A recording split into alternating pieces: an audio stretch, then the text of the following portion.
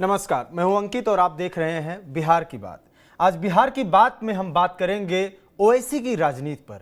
ओवैसी जो कि सीमांचल में पहुंचे हैं, यात्रा कर रहे हैं, बिहार का सीमांचल, जहां पे ये कहा जाता है कि कांग्रेस और राजद के गढ़ में एआईएमआईएम जब से आई है और खासतौर से पिछले चुनाव में जब 5 विधायक उसके बने, चुनाव जीती, उसके बाद से राजद को लगातार ये चीजें परेशान कर रही हैं।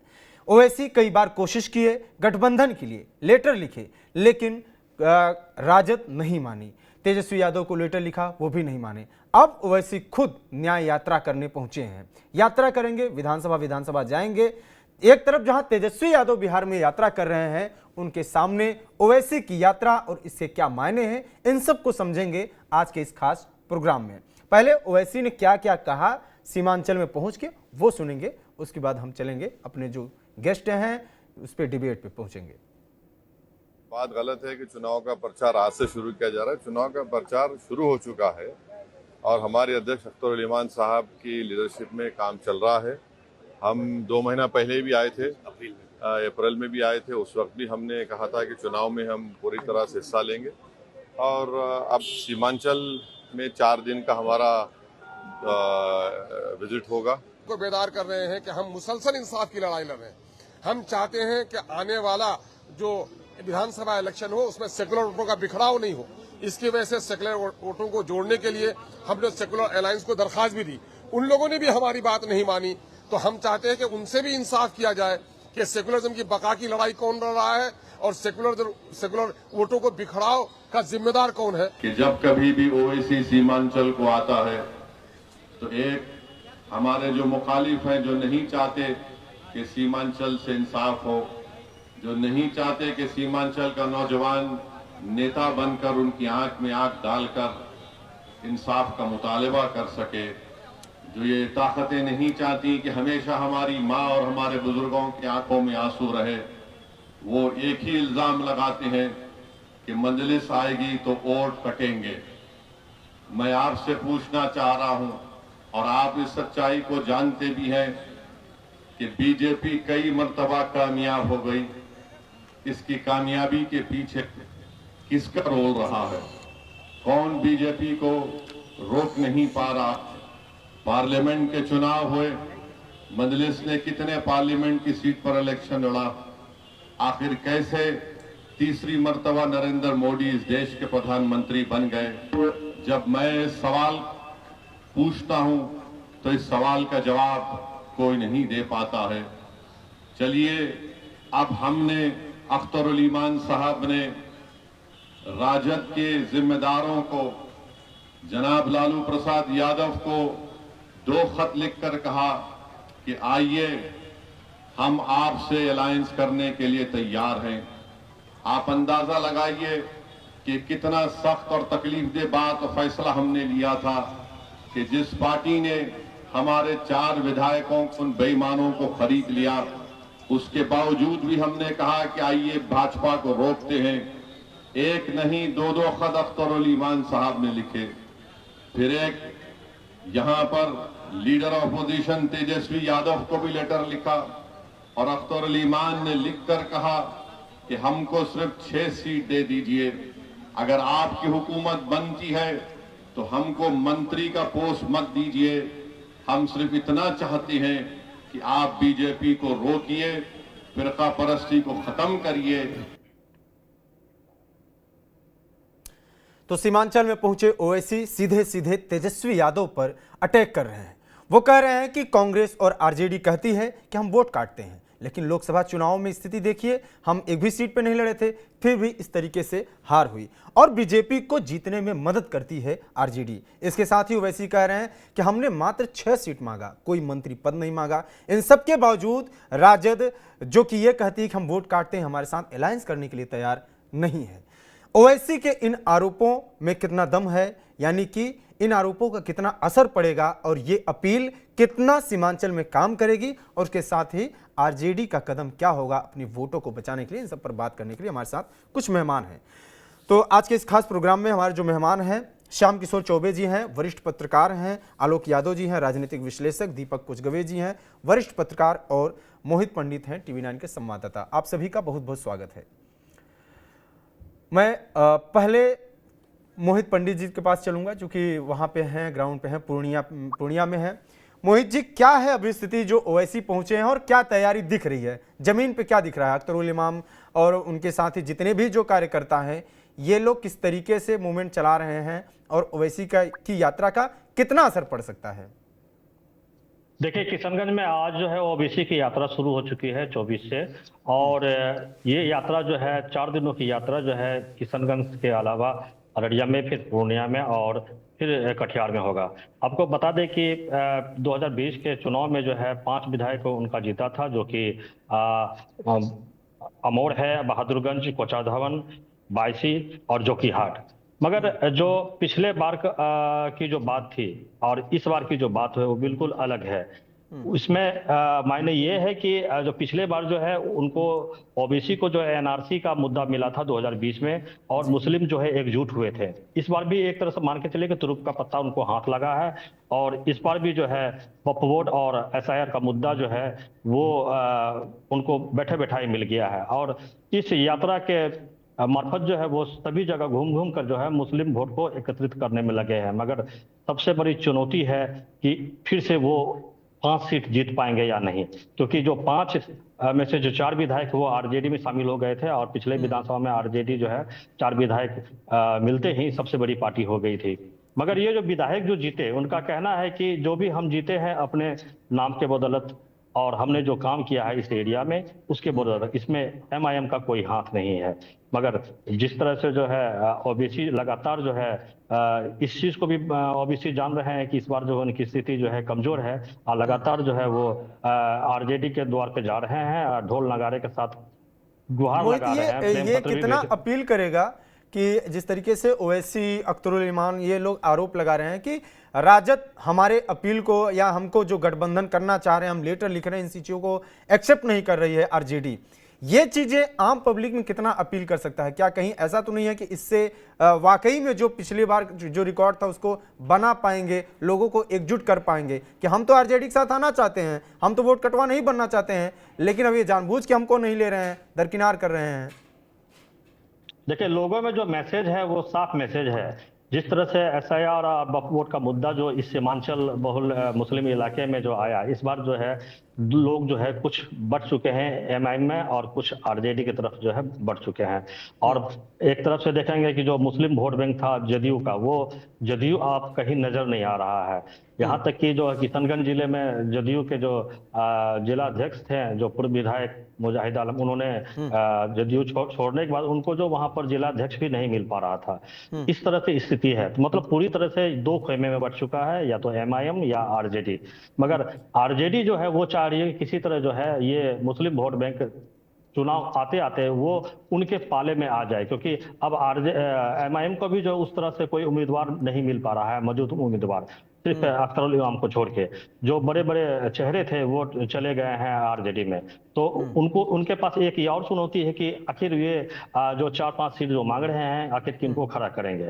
तो ये चुनौती है उनके पास। और आने वाले समय में जो है कहीं न कहीं इस एरिया में जो है फिर जो है आरजेडी एक बड़ी पार्टी बन के उभरेगी। ताकत के ऊपर। ठीक है, दीपक कोचगवे जी के पास पहुंचेंगे। दीपक सर, आप जब इन सब चीज़ों को देखते हैं, जिस तरीके से असदुद्दीन ओवैसी पूरी ताकत के साथ अब पहुंचे हैं, यात्रा करने को तैयार हैं, वो ये कह रहे हैं कि हाँ मैं, लोग तेजस्वी यादव कहते हैं कि मैं हैदराबाद से आया हूँ, तो हाँ भाई मैं हैदराबाद से आया हूँ, आसमान से तो नहीं उतरा हूँ, लेकिन वो ये भी कह रहे हैं कि हमारे लोगों की बात सुननी चाहिए और ये गठबंधन करने के लिए तैयार नहीं हो रहे हैं, हम कई बार कोशिश कर रहे हैं।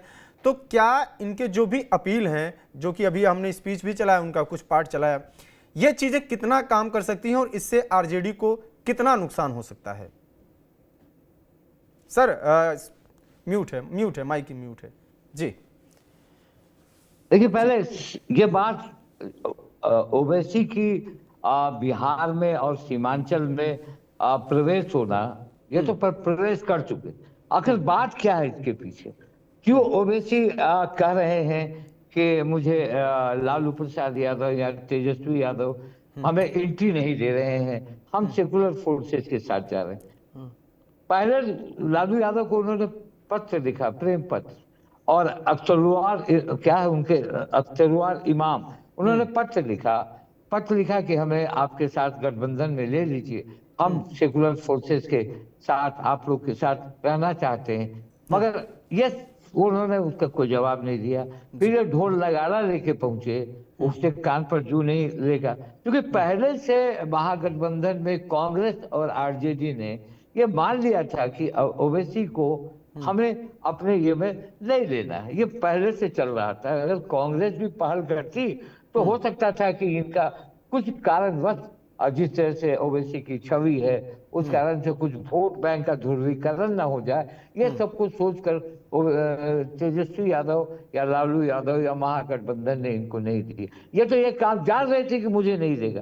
अब ये एक इशू बना कि मुझे उन्होंने नहीं लिया, मुझे अपनाया नहीं, मैं अकेले चल पड़ा हूँ, आप आए और आप सब मजबूत करें, सीमांचल के को मजबूत करें, हम 100 सीटों पर लड़ेंगे, ये बात भी चल रही है। तो जहां तक सीमांचल की बात कर रहे हैं कि सीमांचल में क्यों, ओवैसी साहब पूरे बिहार में लड़े, सिर्फ सीमांचल ही बिहार नहीं है, ये पूरे राजनीतिक दलों का एक केंद्र बिंदु है सीमांचल।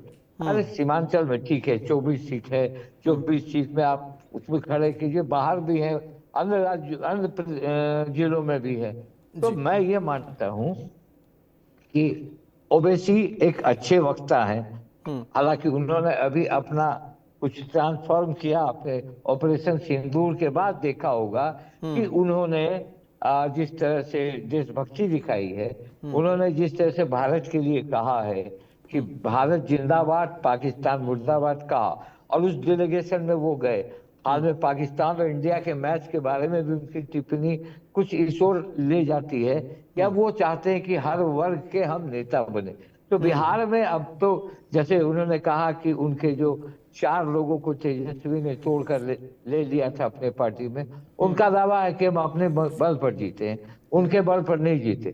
अब सीमांचल में एक बात जरूर है कि तेजस्वी यादव की धड़कनें जरूर बंद हुई होगी, लेकिन सीमांचल में तेजस्वी धड़कनें दिल की बढ़ी होगी, क्योंकि तेजस्वी का सीमांचल में जो सीट 6 सीट हारने के बाद उनका मुख्यमंत्री बनना प्राय खत्म हो गया था, और कारण बना था सीमांचल। तो ये कहने मतलब है कि कहीं न कहीं उनको भी लगता होगा कि क्या पता नहीं ओवैसी कुछ करेंगे नहीं। अब मैं ये नहीं कह सकता क्योंकि मैं उस ग्राउंड में अभी हूं नहीं, ग्राउंड के लोग ही बता पाएंगे। मैं ये जरूर जानता हूं कि अगर ओवैसी जो जिस रफ्तार में इससे पहले आए थे, आपने देखा कि लोकसभा के चुनाव में भी अपनी उम्मीदवारी इनकी दी गई थी, मगर वो जीत नहीं पाए। हालांकि 3 लाख के आसपास वोट आया था इनको, मगर उन्होंने वहां भी नहीं जीत हासिल की। तो मिला जुला के देखिए जिस तरह की राजनीति है बिहार की महागठबंधन और एनडीए के बीच, इस राजनीति में बहुत मुझे जो लगता है कि अब वोट बर्बाद करना लोग नहीं चाहेंगे। ठीक है, आप प्रोफेसर आलोक जी हैं हमारे साथ। तो सर मेरा सवाल यही है कि क्या वाकई में ये लगता है कि वोट बर्बाद लोग नहीं करना चाहेंगे? क्योंकि मैं रिकॉर्ड जब देखता हूँ, पुराना रिकॉर्ड, और कई जगहों पे, खासतौर से मैं बिहार की ही बात नहीं करूँ, उत्तर प्रदेश में भी जब देखता हूँ कि हम देखते हैं कि प्रतापगढ़ हो गया, प्रयागराज हो गया, ऐसी कितनी सीटों पे है जहाँ की इक्का दुक्का अचानक से AIMIM का कोई उम्मीदवार उतरता है, जहां उनको लगता है कि हम 25,000, 30,000, 40,000 वोट दे सकते हैं, इतने वोट वो पा ही जाते हैं, इतना वोट हासिल कर लेते हैं। इन सब चीज़ों से क्या ये अंदाज़ा लगाया जा सकता है कि भले ही पिछले चुनाव के बाद आरजेडी बहुत समझाने की कोशिश की हो कि ये वोट काटेंगे, सरकार बनने से हमको रोकेंगे, बीजेपी की फिर सरकार बनेगी, लेकिन फिर भी AIMIM को वोट पड़ेंगे, वो भी ठीक ठाक पड़ेंगे, या जैसा कि पिछली बार पड़ा था 5 विधायक बने थे, इस स्तर तक भी वोट पड़ सकते हैं? आपका क्या अनुमान है? देखिए, इस बार ऐसी बातें नहीं। गत चुनाव में सीमांचल के इलाके में जो परिस्थितियां बनी, और खास करके जो सेकुलर पार्टी है आरजेडी या कांग्रेस गठबंधन के लोग, ये कैंडिडेट सिलेक्शन में कुछ कमी हुई, और जिसके चलते इस इलाके में जो गरीबी, भुखमरी है, बेरोजगारी है, पलायन है, इन मुद्दों पर लगातार इस इलाके के लोग संघर्ष कर रहे हैं। और कई बिरादरी में बटी हुई जनता है इस इलाके में, खास करके मुस्लिम, मुस्लिम बिरादरी हर 10 किलोमीटर पर उनकी भाषा, उनका रहन सहन सब अलग अलग। जो उस इलाके में, इस इलाके में हिंदू कम्युनिटी या नॉन मुस्लिम कम्युनिटी के भी लोग हैं, उनकी बोली चाली, भाषा, रहन सहन भी एक जैसा है। उसमें कहीं कोई डिफरेंसेस नहीं। कितने भी प्रयास इस इलाके में किए गए कम्युनल लाइन पर वोट को, मतदाता को डिवीजन करने का, वो संभव नहीं हो पाया। अभी तक का जो रिकॉर्ड है 70 साल 75 साल बीत जाने के बाद भी, ये बहुत ही पीस इलाका है, शांतिपूर्ण इलाका है और लोग निहायत ही गरीब है। और स्थिति ये है कि बड़े पैमाने पर पूरे बिहार से पलायन सबसे ज्यादा इसी इलाके से होते हैं। इस इलाके में इन सब समस्याओं को लेकर ओवैसी साहब जो सवाल उठाते हैं, ओवैसी साहब को जानना चाहिए कि तस्लीमुद्दीन साहब इस इलाके के बहुत ही बड़े नेता थे, गरीबों के बीच काम करते थे और इस इलाके के जन जन के वो प्रिय नेता थे। गरीबी, भुखमरी, चाहे विकास के कई मामले थे, चाहे सड़क हो, पुल पुलिया, जो भी मामले हैं, तस्लीमुद्दीन साहब इस इलाके में जोरदार ढंग से सत्ता में रहे या नहीं रहे, वो उठाते रहे। तो लोगों की अपेक्षा बढ़ी है और तस्लीम साहब ने जो रास्ता इस इलाके में दिया, निश्चित रूप से इस इलाके के लोगों का सशक्तिकरण हुआ, लोग निर्भीक हुए। कम्युनल लाइन पर भी लोग नहीं बटे। तस्लीमुद्दीन एक ऐसे नेता थे इस इलाके में, उतना प्रिय, जितना प्रिय मुस्लिम लोग थे उनके, उससे ज्यादा प्रिय उनके नॉन मुस्लिम कम्युनिटी के वर्कर्स हुआ करते थे। हम लोग भी उनके साथ रहे हैं, इस इलाके में घूमे हैं। तो मामला ये पिछले चुनाव की बात लोग करते हैं, ओवैसी साहब, AIM, MIM, निश्चित रूप से जितने उनके उम्मीदवार थे सारे के सारे सेकुलर पृष्ठभूमि के थे। RJD के पुराने लीडर थे। इवन अख्तरुल इमान साहब भी RJD के लीडर रहे हैं। हमारे लालू जी ने उनको टिकट दिया था, तस्लीम साहब ने उनको टिकट दिया। तो वैचारिक रूप से जो विपक्ष है यहाँ, भाजपा का बहुत ज्यादा कुछ नहीं है। RSS के लोगों का प्रयास वो करते हैं कम्युनल लाइन पर डिवीजन करने का, लेकिन नहीं हो पाता। ठाकुरगंज के इलाके में आप जाके देखिएगा, बहादुरगंज, किशनगंज, हर जगह पर ऐसा नहीं है कि सारे मुस्लिम एक जगह चले गए और नॉन मुस्लिम एक जगह चले गए। यहाँ तक कि पॉपुलेशन के आधार पर 70+ आबादी इस इलाके में, ठाकुरगंज में, बहादुरगंज में, कोचा धामन में मुसलमानों में। लेकिन आप देखेंगे वोट का डिवीजन होता है, उसमें भी डिवीजन होता है। ऐसा नहीं है कि कम्युनल लाइन पर सारे के सारे मुस्लिम ओवैसी साहब की पार्टी को वोट देते हैं। तो लोगों की अपेक्षा है, आकांक्षा है। और ये सवाल जब उठा है, गत दिनों यहाँ डिबेट भी हुआ था आपके टीवी का, तो उसमें भी ये मामला उठा कि सीमांचल एक पिछड़ा इलाका है, पिछड़ेपन का शिकार सर, है। मेरा सवाल यह है आलोक जी, मेरा सवाल यह है कि ठीक है, पिछड़ेपन का शिकार है या तमाम चीजें हैं, ये बात तो सच है, ये बात ओवैसी भी बोल रहे हैं। लेकिन अब दिक्कत इस बात की हो जाती है कि जब वोट पड़ता है तो वोट का पैटर्न तो कुछ इसी तरीके का होता है। अपील किसका ज्यादा काम करेगा? तेजस्वी यादव का अपील ज्यादा काम करेगा या असदुद्दीन ओवैसी का ज्यादा काम करेगा? ये ओवैसी साहब की बात आप करते हैं। ठाकुरगंज एक कंस्टिट्यूएंसी है सीमांचल में, जहाँ की गत चुनाव में RJD को उम्मीदवार वहां जीते। उनके पिताजी मौलाना इसरार साहब थे, बड़े नेता थे और उनकी इज्जत थी इस इलाके में। उनका लड़का वहां चुनाव जीता ठाकुरगंज में। और हर कंस्टिट्यूएंसी में ऐसी बात नहीं है कि मतलब वो कम्युनल लाइन पर लोग ओवैसी साहब के तरफ एकजुट हो गए, ऐसी बातें नहीं है। वोट का डिवीजन हो रहा है, यहाँ भी डिवीजन हो। जितना डिवीजन मुसलमानों के मतों में है, उससे कम डिवीजन आपको इधर नहीं है। तो ये कम्युनल लाइन पर डिवीजन नहीं हो रहा। हर कंस्टिट्यूएंसी में लोग अपने अपने इलाके के बारे में अपने लीडरशिप को खोज रहे हैं। लोकल स्तर पर जो है तो लोगों का एक लोकलाइजेशन हो चुका है। यहाँ बिरादरी के नाम पर भी लोग बढ़ जाते हैं। कोई कम्युनल लाइन पर जो कहिएगा कि यहाँ डिवीजन नहीं है, लेकिन पार्टियां दिखलाना चाहती है इस कम्युनल लाइन पर, कास्ट की लाइन पर। इसलिए इस चीज को माने एवॉक किया जाता है कि आसानी से हमें वोट मिल जाए, श्याम किशोर जी के पास पीछे छूट जाए। मामला ये है। ओवैसी साहब आए हैं, उनका स्वागत है, बड़े नेता हैं, जानकार हैं, कॉन्स्टिट्यूशन के भी जानकार हैं, वो बातें रखते हैं। लेकिन जो परिस्थिति है, इस परिस्थिति में, इस चुनाव में इस बार सीधा लड़ाई कम्युनल फोर्स और जो RJD गठबंधन है, हमें यही दिख रहा है आज के डेट में, आज की तिथि में। ठीक, श्याम किशोर जी, आपने 2020 का विधानसभा चुनाव भी देखा होगा बिहार का। पार्टी की जो लड़ाई अभी चल रही है, जिस तरीके से महागठबंधन बनाम एनडीए जो चल रहा है या इंडिया बनाम एनडीए चल रहा है, अभी जो लड़ाई है 2020 में भी लगभग कुछ ऐसी ही स्थिति थी, बल्कि मजबूत स्थिति थी। चिराग पासवान भी उस वक्त अलग से लड़ रहे थे एनडीए के खिलाफ। उन सब के बीच में सीमांचल का जो मुद्दा दिखा, उसमें ओवैसी अपनी बात, अपनी चीज़ों को लोगों तक पहुंचाने में सफल रहे। 5 सीटों पर जीत हासिल किया। वही अख्तरुल ईमान अभी भी है वहाँ पे, वो तो उन्होंने पार्टी नहीं चेंज किया है। ये मेरा सवाल यही है कि ये चीज़ें जो अपील किया जा रहा है, जैसे अख्तरुल ईमान हमारे यहाँ ही एक कार्यक्रम में बोल रहे थे कि जब लालू यादव की सरकार रहती है, हमारी पॉपुलेशन, मुस्लिम पॉपुलेशन 16% है, यादव पॉपुलेशन 14% है, लेकिन जब नौकरी देने की बात आती है तो मैक्सिमम पोस्ट पे ज़्यादा संख्या में जो भर्तियां होती हैं वो यादव समाज की होती है, मुस्लिम समाज की कम होती है। ये चीज़ें वो लोग डायरेक्ट फीड कर रहे हैं लोगों के अंदर, दिमाग में। ये चीज़ें कितना असर कर सकती हैं? ये चीजें देखिए मेरे ख्याल से बहुत असर नहीं करेंगी। मैं अभी इससे पहले जो लोग बोल रहे थे मैं सुन रहा था, एक मैसेज ये भी गया है कि आपको तो पिछली बार 5 विधायक दिया इस क्षेत्र में और 4 विधायकों को आप खो बैठे, इमीडिएट खो बैठे, जीते और आप खो बैठे। तो आप जब अपने विधायकों को एक नहीं रख पा रहे हैं, अपने साथ जोड़ के नहीं रख पा रहे हैं, तो फिर पूरे इलाके को कैसे जोड़ेंगे? पहली बात। दूसरी बात जो आपने कहा कि वो बोल रहे थे कि यादवों को ज्यादा नौकरी मिली, ज्यादा प्रेफरेंस मिला, हमको नहीं मिला। देखना ये होगा कि उनमें एजुकेशन का लेवल कितना है ना। बिल्कुल, ये भी देखना होगा, एजुकेशन का लेवल देखना होगा।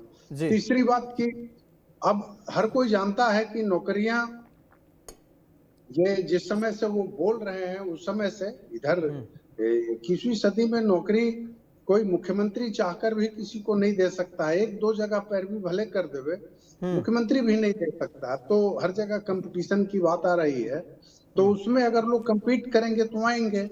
उनको ये भी देखना चाहिए था, मतलब मजलिस के नेता को ये भी देखना चाहिए था कि भाई जो बाकी अदर कम्युनिटीज हैं, वो बिहार की नौकरी के अलावा बाकी भी यूपीएससी की नौकरियां हैं, मल्टीनेशनल कंपनीज की नौकरियां हैं या बिग फर्म्स की नौकरियां हैं, उसमें आपके लोग कितना जा पा रहे हैं? क्या आप उनको उस ढंग से एजुकेट कर पाए हैं? क्या उनको उस ढंग से आप तैयार कर पाए हैं मानसिक रूप से कि भाई हम बढ़िया पढ़ेंगे और आगे बढ़ेंगे और दूसरी जगह जाके हम नौकरी करेंगे? अगर आप ये नहीं किए हैं तो आरोप मढ़ने से कुछ नहीं होगा, उससे नहीं चलेगा। तीसरी बात कि इस बार का चुनाव हम लोग शायद थोड़ा अर्लियर डिस्कस कर रहे हैं। अभी चुनाव का मुंह तो आया नहीं है, अब धीरे धीरे आ रहा है, धीरे धीरे अभी थोड़ा पकड़ा है। मतलब मुझको लगता है कि पिछले हफ्ता 10 दिन में थोड़ा ज्यादा बढ़ा है, इससे पहले तो था भी नहीं इतना। तो अभी कहना मुश्किल है कि कितना ये असर डाल पाएंगे। अब वोटर ये भी देखता है ना कि हम वोट बर्बाद न करें जी, हम किसको वोट देंगे। तीसरी बात कि इनके पास कैंडिडेट्स कहाँ है? मोहित जी जैसा कि बता रहे थे, ठीक बता रहा था, ठीक बता रहे थे वो कि इनके पास कैंडिडेट्स कहाँ? सारा मतलब चुनाव में विजय का अलग अलग ये होता है, समीकरण होता है। उसमें सारा कुछ न तो कैंडिडेट पे निर्भर करता है, न सारा कुछ पार्टी पे निर्भर करता है, न सारा कुछ वोट बैंक पे निर्भर करता है। तीनों का मिला जुला रूप होता है। इसमें कैंडिडेट की पर्सनैलिटी भी वैल्यू करती है। आपके पास क्या उस ढंग के कैंडिडेट्स हैं? आपके 4 विधायक चले गए भाजपा आरजेडी में, तो क्या पिछले 5 वर्षों में आपने उनका कोई सब्स्टिट्यूट तैयार किया? अगर नहीं किया तो आपका दावा बेकार हो जाएगा। और मेरी समझ से नहीं किया, इस दिशा में इन लोगों ने कोई प्रयास किया नहीं।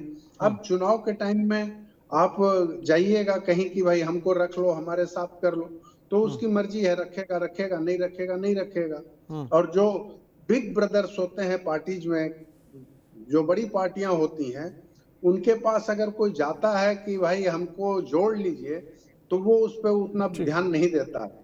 वो अपनी सुविधा के अनुसार बल्कि जोड़ता है, वो अपनी सुविधा के अनुसार जोड़ता है, उसका अपर हैंड होता है। तो आरजेडी का अपर हैंड है और ये ओवैसी, जनाब ओवैसी की पार्टी का अपर हैंड तो है नहीं। ये जो इनका वोट बैंक भी है थोड़ा बहुत, वो एक इलाके में, सीमांचल के इलाके में सिकुड़ा हुआ है उन 4 जिलों में। और बाकी जगह इनका ले दे के यही होगा कि हम कुछ वोट काट लेंगे।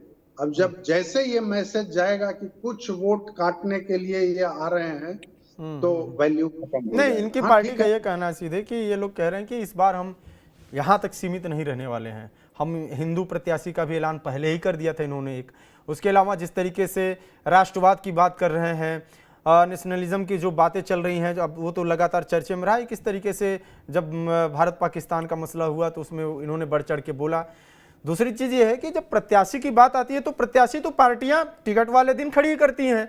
अब जनसुराज कितनी प्रत्याशी खड़ी की है, या बीजेपी का तो प्रत्याशी नहीं पता रहता है ना, संगठन है, संगठन मजबूत है।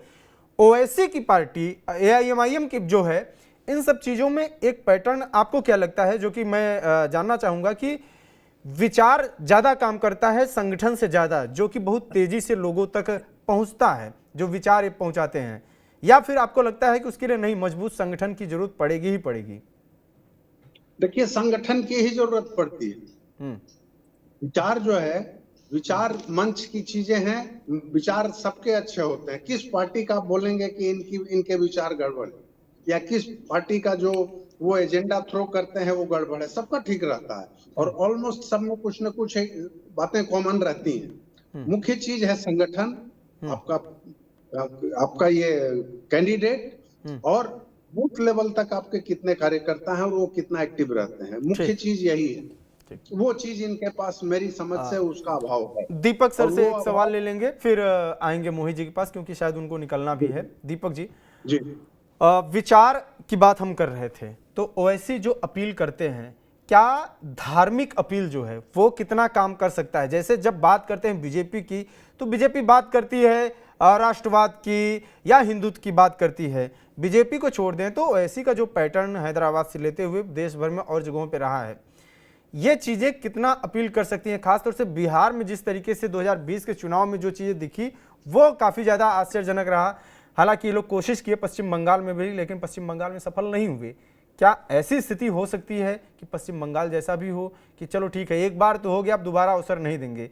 या जो मैं बार बार कह रहा हूँ, या जो ओवैसी भी बार बार कह रहे हैं कि RJD ने हमारे विधायक ले लिए, हमारे साथ गलत किया, अब हम RJD को लेटर लिख रहे हैं, फिर भी नहीं मान रहे हैं, अभी भी गलत कर रहे हैं, या मुस्लिम समाज के को वो लोग एक तरीके से भेदभाव कर रहे हैं, फलाना जात को ज़्यादा भाव दे रहे हैं, हमको कम भाव दे रहे हैं, ये चीज़ें कितना अपील कर सकती हैं?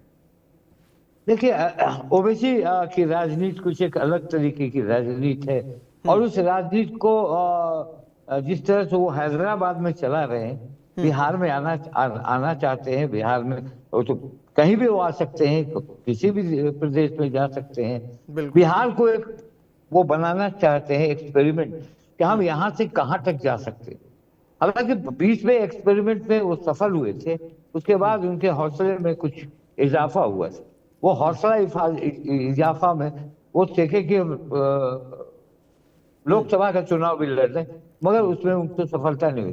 देखिए, जिस तरह की राजनीति भारत की, देश की राजनीति जिस तरह से ली है, धार्मिक जो मसला है, जिस तरह से अगर ओवैसी धार्मिक पक्ष पे जाते हैं, और जिस तरह से बीजेपी धार्मिक पक्ष को पकड़ती है, तो एक तरह से जो मुस्लिम है, जो अल्पसंख्यक है, वो अब लिटरेट हो गए हैं। अब ऐसा नहीं है कि वो लिटरेट हैं, आप जो कहेंगे वो करेंगे, उनकी वो मंशा है। मगर हाँ, आपने देखा होगा कि बहुत सारे ऐसे मुद्दे आए जिसमें मुस्लिम वोटर्स, नीतीश को भी वोट दिया उन्होंने, नीतीश के अच्छे कामों को भी वोट दिया, नीतीश ने जो डेवलपमेंट का काम किया था, चाहे वो भागलपुर दंगे के मसले पर उन्होंने जो काम किया था, उस पर भी दिया।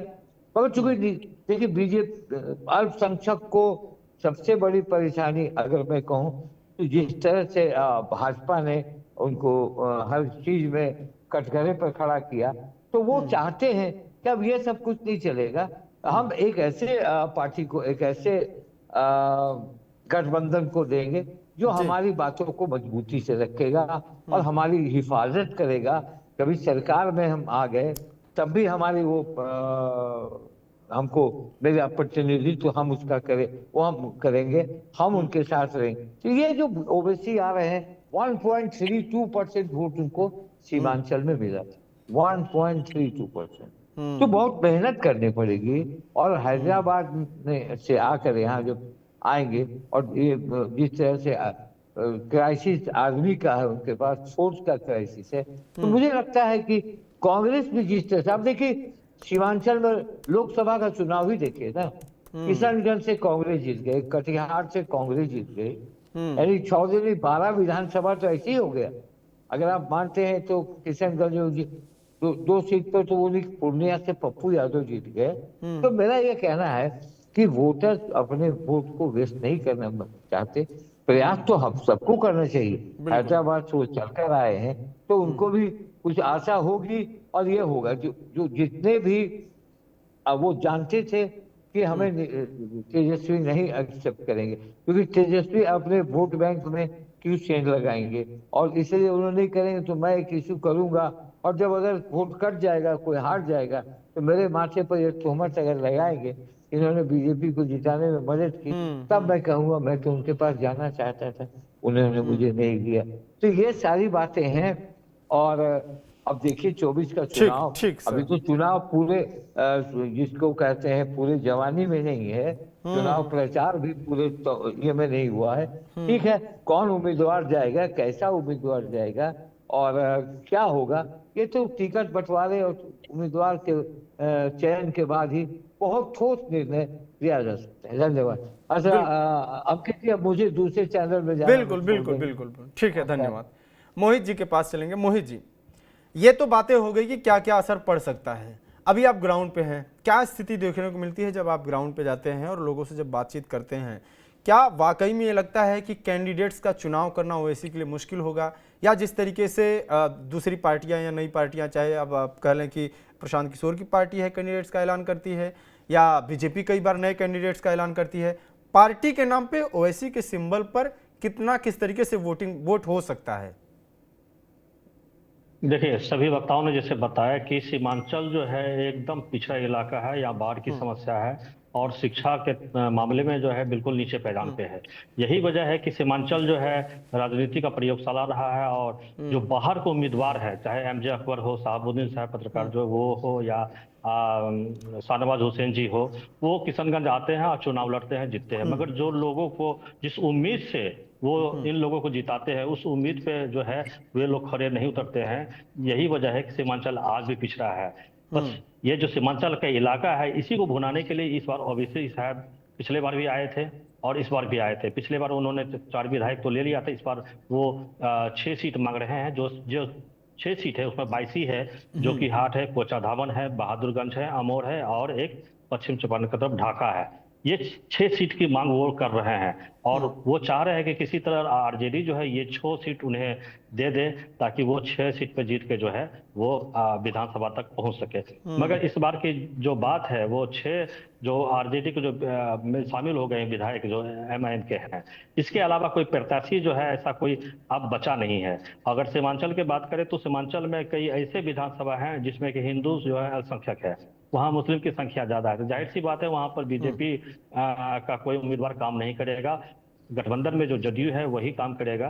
तो जिस तरह से इस बार एसआईआर का मुद्दा और वक्फ बोर्ड का मुद्दा, तो एक तरह से मुस्लिम जो है वो एकजुट है। यहाँ तक कि जो गठबंधन में जो जदयू को जो वोट मिलता था मुस्लिम का, वो भी मुस्लिम जो है जदयू से जो है नाखुश है, वो वहां से निकल गए हैं। तो ओबीसी की जो यात्रा हो रही है, यात्रा का आप जो रूट चार्ट देखेंगे तो वो रूट जो है वो किशनगंज से शुरू होकर वो कोचाधावन, बहादुरगंज, यानी कि जहां जहां पहले उनके विधायक थे उसी एरिया से गुजरते हुए जो फिर अररिया के जोकीहाट ही सिर्फ जा रहे हैं। जो जोकीहाट में शाहनवाज हुसैन, माफ करेंगे, शाहनवाज आलम विधायक थे एमआईएम के, वो आरजेडी में शामिल हो, वहां से फिर वो पूर्णिया लौटेंगे और शुक्रवार को जो जुम्मे की नमाज है उसके बाद बड़ी जनसभा वो बायसी में करेंगे। बायसी में बात करें तो बायसी में भी जो है सैयद रुकनुद्दीन वहां से विधायक हैं जो एमआईएम में थे, वो भी भाग के जो आरजेडी में चल गए थे। एक बड़ी सभा जो है फिर वहां करेंगे, यानी कि पूरी तरह से जहां जहां वो जा रहे हैं वो यही कह रहे हैं कि वो हमारे जो विधायक जो भागे वो बेईमान हैं, ऐसे लोगों को वोट मत दीजिए। ऐसे इस तरह से लोगों को जो है एकत्रित करने का वो प्रयास कर रहे हैं। मगर सबसे बड़ी बात है कि एकत्रित कर लेंगे, मगर वो वोट किसको देंगे, एमआईएम का उम्मीदवार कौन होगा। कुछ कुछ जगह तो जैसे कि आप अमोर की बात कर रहे थे, अमोर में बहुत पहले तो बहुत जो प्रदेश अध्यक्ष है अख्तर इमाम, उनका विरोध हो रहा था। फिर धीरे धीरे धीरे धीरे हालात जो है वहाँ सुधरा है। जो खाड़ी पुल का मुद्दा था, जो रसेली पुल का मुद्दा था, वो काफी हद तक जो उन्होंने वहाँ बनाने का प्रयास किया, उसमें सफल भी रहे। मगर कम ये 4 दिन पहले जो वहाँ पर जो दुर्गा मंदिर में जो उपद्रव हुआ, बवाल हुआ, उसके बाद से जो है वहाँ हिंदू और मुस्लिम वोट बैंक जो है वो कहीं ना कहीं, चाहे जो भी इसमें राजनेता किसी का भी हाथ हो, तो वो जो है एकजुट करने में कामयाब हो गए हैं। चाहे विपक्ष हो या सत्ता पक्ष के लोग हैं, हिंदू एकजुट है, मुस्लिम एकजुट है। यानी कुछ हद तक अमोर का सीट जो है बचाने में कामयाब है अख्तर इमाम। मगर और सब सीट पर जो है मिला जुला के उनको जो है कोई उम्मीदवार नहीं मिल पा रहा है। कटिहार में तो कोई उम्मीदवार है ही नहीं। कुल मिला के किशनगंज, ये आप जो 22वीं विधानसभा की बात कर रहे हैं, ये भी लोकसभा किशनगंज ही आता है। जिला पूर्णिया है, मगर ये ओबीसी का जलवा जो है आपको किशनगंज और अररिया में ही कुछ हद तक दिखेगा। और जहां तक वो एक वोट काटने तक ही वो सीमित रह जाएंगे। अगर कुछ हद तक जो है आरजेडी उनको सीट दे देती है, तो आरजेडी के बदौलत उनको कुछ सीट, कुछ विधायक उनके आ जाएंगे। मगर अकेले अगर वो लड़ते हैं तो इस बार उम्मीद नहीं है कि उनका कोई भी विधायक इस बार जीत पाएगा। ठीक है, आरजेडी अगर सपोर्ट करे तो, नहीं तो बाकी स्थिति कमजोर है। तो क्या अगर जब ये माने कि जिस तरीके से जदयू, बीजेपी ये भी चुनाव में ही है, पिछले चुनाव में इन लोग कोशिश की है और इनकी वजह से कुछ सीटें इनकी निकली, जैसा कि 2015 में स्थिति था कि मुश्किल से 4 सीटें निकली थी, 21 सीटें से अधिक लगभग जीत लिया था महागठबंधन ने, जदयू और लालू ने मिलके, नीतीश और लालू ने मिलके। अभी क्या लगता है कि फिर अगर ऐसी स्थिति बनती है, जैसा आप कह रहे हैं कि अगर एआईएमआईएम का फैक्टर नहीं काम करता है, कुछ वोटें काटेंगी जरूर, ये तो जाहिर सी बात है, सीट नहीं निकालेगी लेकिन वोट तो काटेगी, ऐसी स्थिति में बीजेपी और जदयू के हाथ क्या लग सकता है? देखिए, ऐसी स्थिति में फिर जो है, देखिए अगर इस इलाके की बात करें तो एक तरह से इस इलाके में कांग्रेस बहुत मजबूत स्थिति में थी। फिर धीरे धीरे यहाँ के नेता तस्लीमुद्दीन वो उभरे और कुछ हद तक जो है यहाँ पर आरजेडी को जो बहुत मजबूती से सभी जगह, सभी विधानसभाओं में जो है मजबूती मिली और बहुत सारे विधायक। मगर धीरे धीरे अब जो है कांग्रेस जो है इस इलाके में कमजोर हो गई। उनका मतलब एक तरह से यहाँ पर कोई ऐसा उम्मीदवार है ही नहीं जिन पे जो है लोग भरोसा करें। यही वजह है, कभी पप्पू यादव जीत जाते हैं, कभी किशनगंज से जो है कांग्रेस के प्रत्याशी है वो जीत जाते हैं, यहाँ से कटिहार से भी जीत जाते हैं। तो कुल मिलाकर अगर गठबंधन में फिर से जो है तेजस्वी और जदयू का गठबंधन अगर होता है तो काफी हद तक जो है आपको आरजेडी को ही अभी फायदा मिलेगा, जदयू को कुछ हद तक जो है नुकसान ही उठाना पड़ेगा। सीटें ज्यादा मिल सकती हैं। प्रोफेसर आलोक जी के पास चलेंगे। आलोक सर, सीटों की बात चल रही है और आज सीडब्ल्यूसी की मीटिंग भी हो रही है बिहार में, कांग्रेस पहुंची है, लोगों को इकट्ठा कर रही है। एक दावा यह किया जा रहा है कि इस बार ऐसा समझौता नहीं होगा जैसा पिछली बार हुआ था कि हारी हुई सीटें जो बार बार हारते आ रहे हैं उन सीटों को कांग्रेस के हिस्से हवाले कर दिया गया। इस बार वो उन सीटों पर दावा करेंगे, 19 सीट जो जीते उन पर तो दावा करेंगे ही, साथ में जहां पे वो मजबूत हैं, सेकंड नंबर पर रहे हैं, उन सीटों पर दावा करेंगे। क्या सीट शेयरिंग के दौरान सीमांचल की राजनीति की जब बात करें, क्योंकि हम अभी ओवैसी और सीमांचल की पॉलिटिक्स पर ही बात कर रहे हैं, तो कांग्रेस, जैसा कि अभी मोहित भी बता रहे हैं कि कांग्रेस वहां कमजोर हुई है, आपका अंदाजा क्या है कि सीट शेयरिंग में भी इसका असर दिखेगा? आरजेडी ज्यादा से ज्यादा सीटें लेंगी सीमांचल में, या कांग्रेस को, जिस तरीके से कांग्रेस के सांसद ज्यादा हैं, कांग्रेस को ज्यादा मिलेगा हिस्सा? ऐसी बात नहीं है। इस इलाके में जो सीटें गत चुनाव में, पिछले चुनाव में जिस ढंग से बांटी गई थी, इस बार भी कमोबेश वही होना है। सीटें चिन्हित है, फिक्स है हिमाचल के सभी जिलों में। एक आध सीट इधर उधर हो सकता है, एक्सचेंज हो सकता है, लेकिन जो पिछले साल का रिकॉर्ड था, जो उम्मीदवार जहां जिस दल का था, कमोबेश वही होना। और रही बात वोट के इसमें, तो चाहे आरजेडी लड़े या कांग्रेस लड़े, इस इलाके तो साथ ही है, कोई बात नहीं है। दल कोई मामला नहीं है। सेकुलर फोर्स, सेकुलर पार्टी के रूप में आरजेडी और कांग्रेस गठबंधन को लोग लाइक करते हैं, जो इसके मतदाता, और फिर उधर भाजपा गठबंधन एनडीए के जो लोग हैं उसके मतदाता उसको लाइक करते हैं। तो वोट में बहुत ज्यादा डिवीजन होगा, ऐसी इस बार संभावना कम है। और इसलिए हम समझते हैं कि पूरे चारों जिलों में किशनगंज, अररिया, पूर्णिया और कटिहार 4-5 सीटें ऐसी हैं जहां सीधी लड़ाई है। अररिया जिला में भी है, कटिहार में भी है, और उन सब सीधी लड़ाई में कमोबेश फाइट होगा। एनडीए में अब वर्सेस जो सेकुलर पार्टी इधर जो मानी जा रही है, जो हम लोगों का महागठबंधन कहलाता है इस इलाके में, उसमें सीधी लड़ाई होगी। इसलिए और ओवैसी साहब का जहां तक मामला है, कुछ सीट 1-2 सीटों पर वो ट्रेंगुलर फाइट में त्रिकोण बना सकते हैं उनके उम्मीदवार जो पर्सनैलिटी है, खास करके अख्तरुल ईमान साहब और एक आध लोग ऐसे हैं जो कि इस तीनों गठबंधन में 3 फोर्स जो है उसमें वो आमने सामने में आ सकते हैं। लेकिन कमोबेश लड़ाई एनडीए वर्सेस जो महागठबंधन है वही होना है इस इलाके में। ओवैसी साहब कास्ट फैक्टर को भी इस इलाके में उछाल रहे हैं। उनकी बातों को हमने देखा पिछले बार, उन्होंने लालू यादव के ऊपर आरोप लगाया कि लालू यादव इस इलाके में या बिहार में सिर्फ अपनी कम्युनिटी के लोगों को ज्यादा टिकट दिए, खुलकर बोल रहे हैं ये चीजें। और मैं ये नहीं समझता कि लालू यादव कास्ट लाइन पर उनके बिरादरी के लोग चाहे जो भी इस ढंग से कोई लाभ लिए। ये तो डाटा है, सभी कास्ट कम्युनिटी का यहाँ रिजर्वेशन है, शेड्यूल कास्ट का है, शेड्यूल ट्राइब्स का है, ओबीसी में भी जो 2 कैटेगरी है ईबीसी और बीसी उसमें है, तो परसेंटेज बटा हुआ। कोई किसी का हक मारी आज के डेट में बिहार में या देश के स्तर जो रिजर्वेशन का कैटेगरी है उस कैटेगरी में नहीं कर सकता। मेरिट का जहां तक सवाल है, मेरिट में जो लोग आते हैं, जो आएंगे, सोशल स्टेटस आप देखेंगे तो इस इलाके के यादवों की भी वही स्थिति है जो मुसलमानों की है, जो शेड्यूल कास्ट शेड्यूल ट्राइब्स की, उसमें बहुत ज्यादा फर्क नहीं है। इसलिए हम इस आरोप को कहीं से भी मानने के लिए तैयार नहीं है कि ओवैसी साहब ने कहा कि लालू यादव अपने बिरादरी के लोगों को हर क्षेत्र में आगे बढ़ाए। कहाँ बढ़ा है? पॉपुलेशन 14% है यादवों का।